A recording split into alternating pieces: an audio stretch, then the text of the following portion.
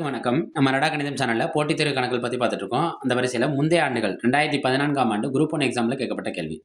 48 metre ஆரம் கொண்ட ஒரு வட்ட வடிவ பூங்காவின் வெளிப்புறத்தில் 4 மீட்டர் அகலத்தில் சீரான வட்டப்பாதை அமைக்கப்படுகிறது எனில் பாதையின் பரப்பளவு எத்தனை மீட்டர் அகலம்? 4 மீட்டர் அகலத்துல வைக்கிறாங்க.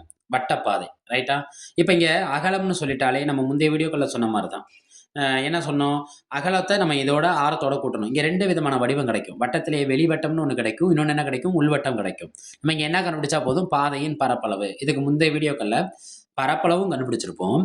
கண்டுபிடிச்ச பரப்பளவு ரூபாயோடையும் பெருக்கியிருப்போம். ஏன்னா அங்க சமப்படுத்த செலவுன்னு சொல்லியிருப்பாங்க. இப்ப இந்த கணக்குல வெறும் பாதையோட பரப்பளவோட நிப்பாட்டிட்டாங்க. ரைட்டா? இப்ப கணக்க பார்ப்போம். இங்க 2 விதமான ஆரம் இருக்கும். ஒண்ணு வெளிவட்ட ஆரம், இன்னொன்னு உள்வட்ட ஆரம். இந்த வெளிவட்ட ஆரத்தை கேபிட்டல் ஆர்னு எடுத்துக்கும், உள்வட்ட ஆரத்தை ஸ்மால் ஆர்னு எடுத்துக்கும். எப்படி கேபிட்டல் ஆர் எப்படி கண்டுபிடிக்கணும்னா, உள்வட்ட ஆரத்தை பொறுத்த வரைக்கும் கேள்வியில் கொடுத்ததை அப்படியே எழுதிக்கணும். அதுதான் உள்வட்ட ஆரம். வெளிவட்ட ஆரங்கிறது என்ன ஆகும்?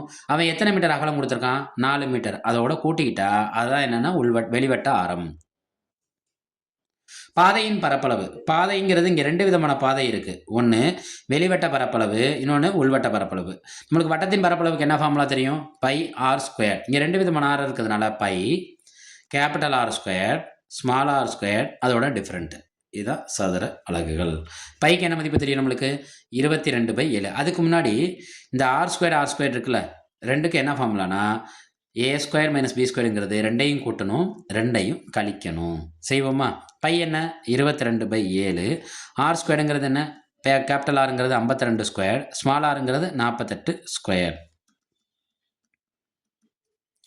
52 + 48 இன்ட்டு 52 - 48 ரைட்டா? பெருக்கல் 52 48 கூட்டினா நம்மளுக்கு என்ன கிடைக்கும்னா 100 கிடைக்கும். 52ல் 48 போச்சுன்னா நமக்கு என்ன கிடைக்கும்னா 4 கிடைக்கும். ரைட்டா? இப்போ என்ன கிடைக்கிது நம்மளுக்கு? 22/7 100 பெருக்கல் 4. 100 பெருக்கல் என்ன கிடைக்கிது? 4. ரைட்டா? பார்ப்போமா? அடித்து பார்ப்போமா?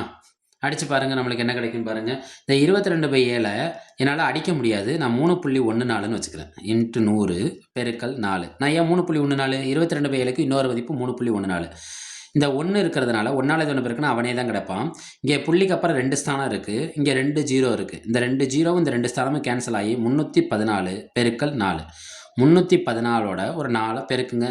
நன்னாங்கு 16, பாக்கி 1. ஒரு நாள் 4, 4 1 5, 3 12.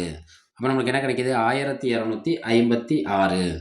இதோட தோராயமான விடை என்ன இருக்குன்னா 1257. இதுதான் அவன் கொடுத்துருக்க ஆப்ஷன். ரைட்டா? நம்மளோட அடரா கணிதம் சேனலில் பிளேலிஸ்ட் க்ரியேட் பண்ணியிருக்கோம். டிஎன்பிசி போட்டித் தேர்வு கணக்கில் இந்த பிளேலிஸ்ட்டை பார்த்து பயனடைங்க. நம்ம அடரா கணிதம் சேனலை சப்ஸ்கிரைப் பண்ணி சப்போர்ட் பண்ணுங்கள். ஃப்ரெண்ட்ஸ் அண்ட் ஃபேமிலிக்கு ஷேர் பண்ணுங்கள். உங்கள் ஆதரவு தேவை. நன்றி.